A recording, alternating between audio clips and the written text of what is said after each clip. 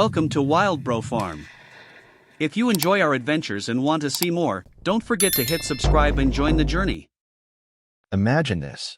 It's a crisp, cold dawn in the rolling foothills of Alberta. A crack echoes across the valley, and a massive black bear drops in a field of potatoes.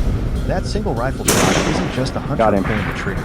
It's a desperate attempt to protect a family farm and a way of life that's being swallowed up by an exploding bear population.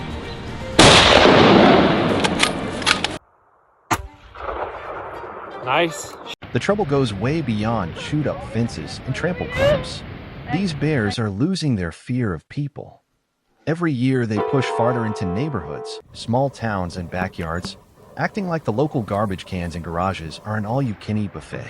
Overturned trash bins, ransacked sheds, and backyard barbecues with a 400-pound uninvited guest just strolled into. It's happening more and more. Families aren't just annoyed anymore. They're scared, and they have every right to be.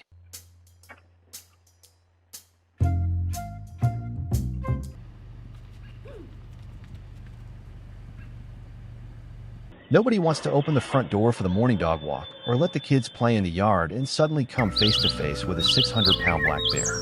That's the reality in many parts of the West these days. Wildlife agencies are stretched thin, trapping and relocating hundreds of problem bears every year, hauling them deep into the backcountry in hopes they'll stay among the pines and mountains where they belong. Too often, though, those bears find their way back to town, and when every other option has been exhausted, licensed hunters become the final safeguard.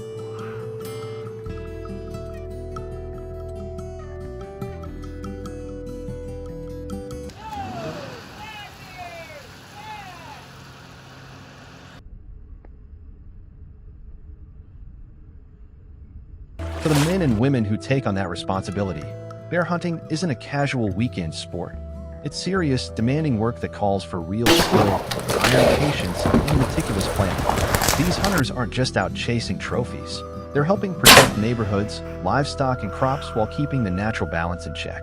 Any seasoned bear hunter will tell you the chess game starts long before opening, with carefully placed baits that a curious Bruin simply can't walk past.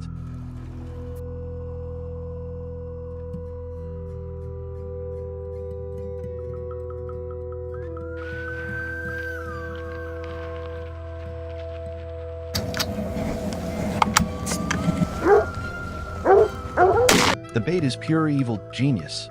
Thick, sticky honey poured over a pile of crunchy nuts and old fruit that's been left to ferment in wooden barrels until it reeks like a distillery exploded in an orchard. They stack these barrels in the woods, wedged beside giant stumps, chained high in the treetops. Anywhere a bear can smell it from a mile away, but can't quite reach it easily.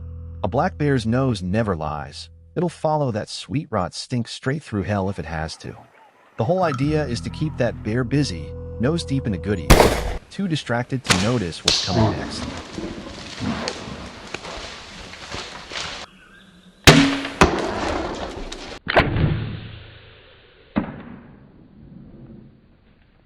Once the bait's in place and the wind's right, the hunters slip away quiet as ghosts to pick their spot. Most guys climb a solid oak or beech, shimmy out onto a thick limb, and set up a small platform or just straddle the branch, 7, 8, sometimes 10 feet off the ground. High enough to stay out of sight and downwind of that incredible nose, low enough for a clean, ethical shot when the moment comes. Then the real hunt starts, the long, dead-still wait, heart thumping against your ribs, every snap of a twig sounding like a gunshot in the silence. Nice shot. Nice shot, dude.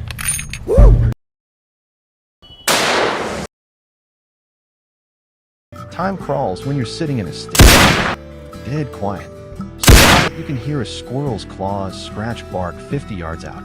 Every leaf that lets go and spirals down cracks like a rimfire in your skull. You're barely breathing, shallow little sips of air, fingers straight and off the trigger, afraid the pounding in your chest is loud enough to bounce off the ridges and spook everything in the county. One twitch, one dry cough, 1 second of lost focus, and the whole morning is blown.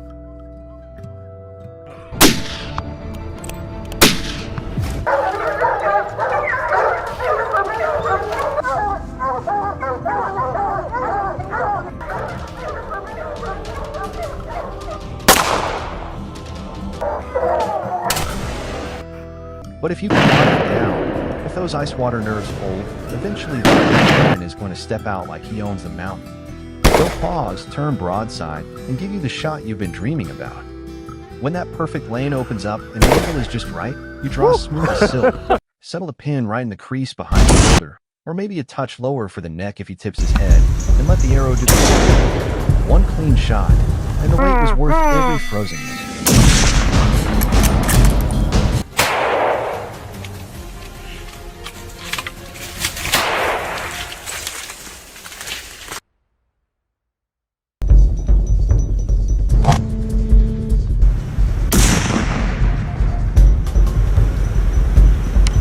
In bear country, the motto isn't just a slogan.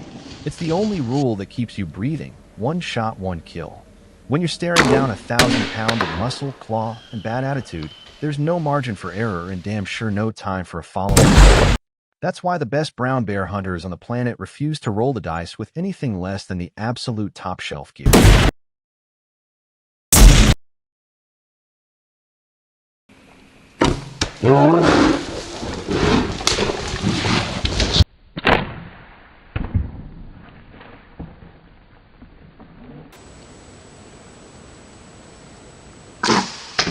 We're talking a bow so smooth it feels like it draws itself, launching arrows at 340 plus feet per second, with laser-guided precision to 40 yards, and enough kinetic punch to drive a broadhead clean through a bear's boiler room.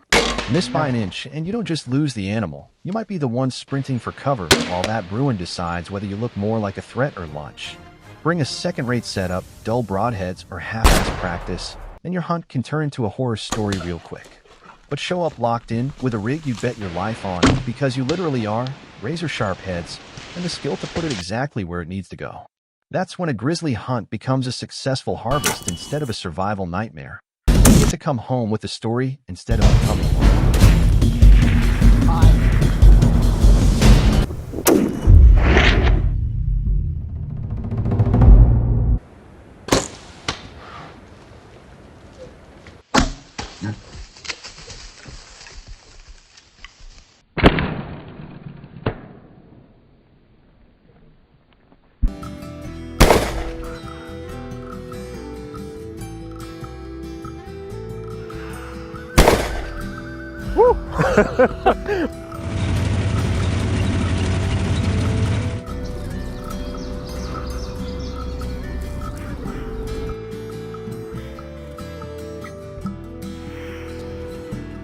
Becoming the mother for the first time is no